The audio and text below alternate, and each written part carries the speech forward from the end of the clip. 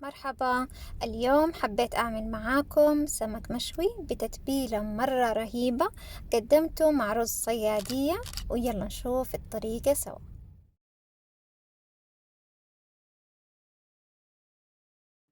عندي هنا كل المكونات، عندي الخضار والورقيات والبهارات، وعندي 3 أنواع من السمك: الشعور والهامور والحريد.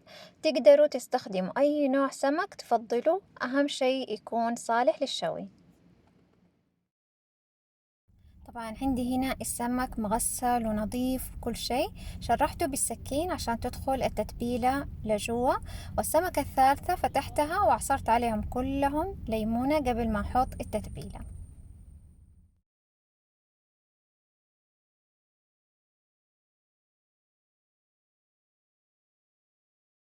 طبعا التجهيز المسبق في هذه الوصفة حيساعدكم مرة كثير، لأنه كل المكونات هذه اللي انتوا شايفينها هنحطها كلها في الخلاط.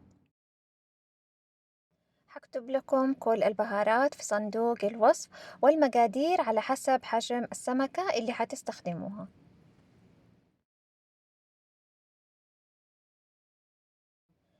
حطيت في الفرامة الطماطم والثوم والبصل وفرمتها. طبعا لأن الفرامة عندي صغيرة فحطيت على جزئين. بعد كده حطيت البقدونس والفلفل الرومي والفلفل الحار.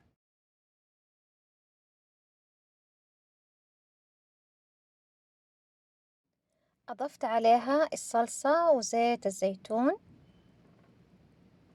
والخل. طبعا أنا استخدمت الخل الأسود، إذا عندكم الأبيض عادي تقدروا تضيفوه. والبهارات اللي استخدمتها ملعقة صغيرة من الكركم، الفلفل الأسود،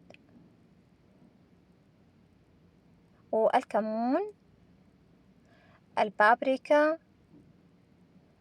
وبهارات السمك، وآخر شيء الملح.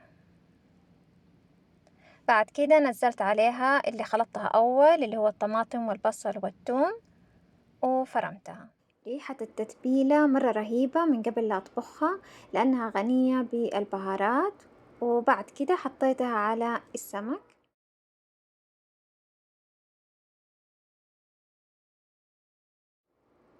وهنا في الصينية تانية حطيت بصل وبطاطس مقطع شرايح، وبعد كده حطيت عليها شوية من التتبيلة، وبعدين أضفت عليها السمك وتبلتها من الجوانب وكمان من جوا. وآخر شي حطيت عليها شرايح الليمون، وصبيت عليها من زيت الزيتون. غلفتها بالقصدير ودخلتها على الفرن. درجة حرارة الفرن تقريبا 180 درجة. وآخر شي رفعت القصدير عشان أخليها تتحمر من فوق. وهنا حسوي معاكم رز صيادية، مرة سهل ومرة لذيذ، بس يبغاله شوية طولة بال عشان البصل لازم يتحمر. حطيت هنا زيت النباتي، وبعد كده نزلت عليه البصل، وبديت أقلبه أقلبه أقلبه ألين ما يصير لونه كده كله بني. أهم شي ما يسود معاكم، لأنه لو سود حيعطيكم طعم مرارة. ولما صار لونه كده بني غامق زي كده قفلت عليه النار وفرمته بالفرامة. وبعد كده حطيت له موية مغلية، ودحين حنزل عليه البهارات. البهارات اللي أضفتها فلفل أسود وملح، وبهارات السمك والكمون وبودرة اللومي. اللومي اللي هو الليمون الأسود المجفف. ولما غليت معايا الموية أضفت عليه الرز، وأوطي النار وأخليه لين يتسبك على نار متوسطة. وبعد مرور 5 دقايق شيكت هنا على الرز، قلبته على خفيف وغطيت عليه وخليته على نار هادئة ألين يستوي معايا.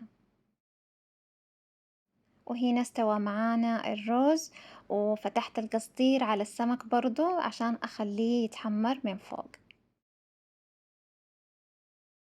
وهنا بعد ما اتحمر معايا السمك، طبعا ما شاء الله ريحة البيت كلها سمك متبل ومبهر، مرة حلو يعني ما شاء الله تبارك الله، أحسن من المطاعم، لأنه أنتوا بتتحكموا في التتبيلة. أي شيء ما تحبوه ممكن تستبعدوه. طبعًا وحتتبّلوها أكيد من قلب يعني عشان تطلع معاكم لذيذة وطعمة، وما شاء الله طلع السمك زي القطن، يعني مرة مرة حلوة الوصفة، أتمنى إنكم تجربوها.